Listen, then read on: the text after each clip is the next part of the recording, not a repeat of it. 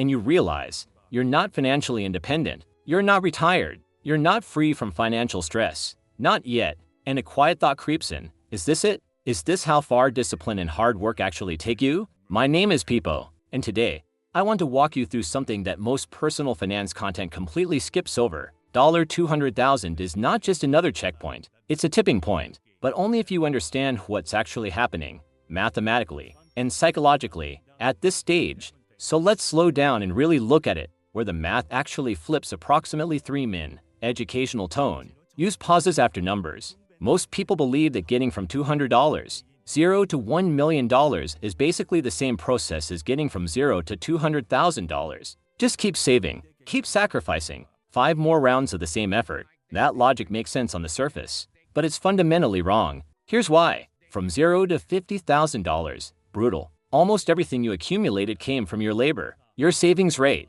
your ability to spend less than you earned. From $50,000 to $100,000, still slow. Markets helped a little, but you were still doing most of the work. From $100,000 to $200,000, your portfolio started contributing more meaningfully, but you were still the primary engine. Now you're at $200,000, and here's where the shift begins. Let's make this real with a concrete example. Say you earn $80,000 a year and you save 20% of your income. That's $16,000 per year. That's disciplined. That's genuinely impressive. $200,000 invested at a conservative 8% annual return also produces $16,000 per year without you working an extra hour, without negotiating a raise, without a side hustle. Your money is now matching your effort, dollar for dollar. That is the invisible threshold.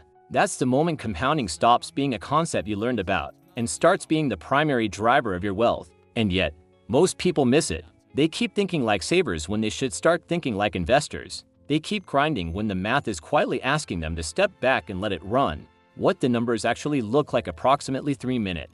Walk through this slowly. Let each number land. Let me walk you through a real projection. And I want you to pay attention to what the numbers are telling you. Imagine you're 35 years old. You have $200,000 invested. You continue adding $16,000 a year. You earn a consistent 8% annual return. Year 1, your portfolio grows to roughly $232,000. About half came from you, half from the market. Year 5, you're approaching $315,000. Still feels slow. Still feels ordinary. This is where a lot of people lose patience. But watch what happens next. Year 10, you're past $530,000. And a significant portion of that growth didn't come from your savings. It came from compounding on your original $200,000. Year 15, you're approaching $800,000. Year 20, you're past $1.3 million. And here's the key insight. The majority of that wealth was not created by your $16,000 annual contributions. It was created by your original $200,000 compounding over time. Your money outworked you. That's the shift. And once you see it, you can unsee it. The mistakes that derail people at $200,000 approximately 5 minutes. This is the expanded core section. Stay calm but firm. Now let's talk about what actually goes wrong. Because most people reach $200, 0, and then make one or more of these 5 mistakes. And each one has a compounded cost that's far larger than it appears. Treating it like a savings account once you have $200,000. The most dangerous thing you can do is keep thinking about it as money to be managed carefully, as a fund to preserve, protect, or dip into when needed. The correct mental model is this: $200,000 is not a savings account. It's a compounding engine. It needs fuel, continued contributions, and it needs time, uninterrupted growth. The moment you start treating it like a rainy day fund, making partial withdrawals, pausing contributions, or moving chunks to cash, you interrupt the compounding curve. And compounding is unforgiving when interrupted. Panic selling during market drops. This is the most expensive mistake at this stage, and it's almost always driven by emotion, not logic. Here's how it plays out. The market drops 25%. Your $200,000 becomes $150,000. That doesn't feel theoretical anymore. It feels like years of your life just disappeared. You remember how long it took to save that first $50,000, and now $50,000 just vanished in months. So you do what feels rational. You sell. You move to cash. You wait for things to stabilize. The problem is that markets don't wait for your emotions to settle. They recover faster than your confidence does. And by the time you feel safe to re-enter, you've already missed a significant portion of the rebound. What did that one decision cost you? Not thousands, years. and potentially hundreds of thousands in future compounded wealth. The key insight here, at $200,000, volatility is not your enemy. Your reaction to volatility is lifestyle inflation. At the wrong moment. You've been disciplined for years. You skipped the bigger apartment. You kept the older car. You watched friends upgrade their lives while you quietly kept saving. Now you finally feel some breathing room. And you think, I earned this. Time to reward myself. Emotionally, that's completely understandable. Mathematically, it can be one of the most expensive decisions you make. Here's why. Every dollar you pull out of compounding at $200,000 doesn't just cost you that dollar. It costs you what that dollar would have become. That $40,000 car you pay for in cash, over 20 years at 8%.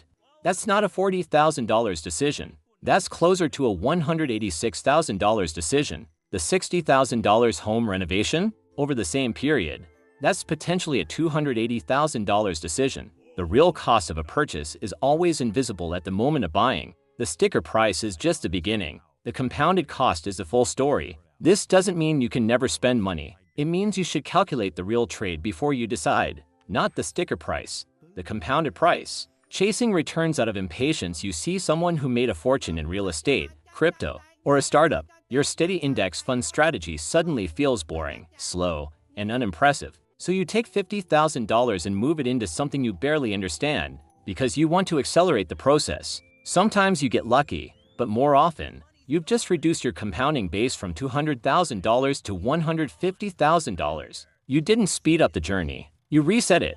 The people who turned $200,000 into genuine wealth didn't do it by chasing. They did it by staying. They kept contributing. They stayed invested through volatility. They let boring, consistent compounding do what it does when you give it time. Failing to shift from career optimization to capital optimization. This is the identity shift that most people never make. And it may be the most important one.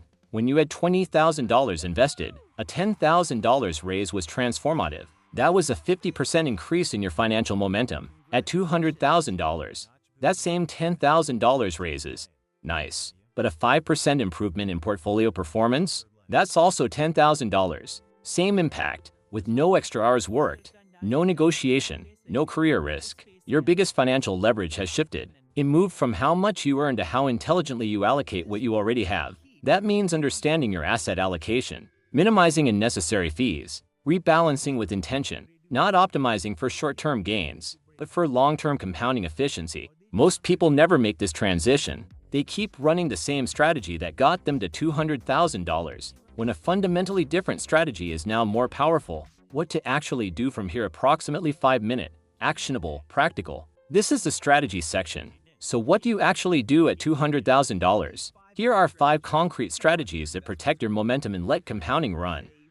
Automate your contributions and never look back. The single most powerful thing you can do is remove the decision from the equation. Set up automatic monthly contributions into your investment accounts before you see the money, before you have a chance to spend it. Automation is not about discipline. It's about eliminating the need for discipline. When the transfer happens automatically on the 1st of every month, you never have to make that decision under emotional or financial pressure. Set it, leave it, let it run.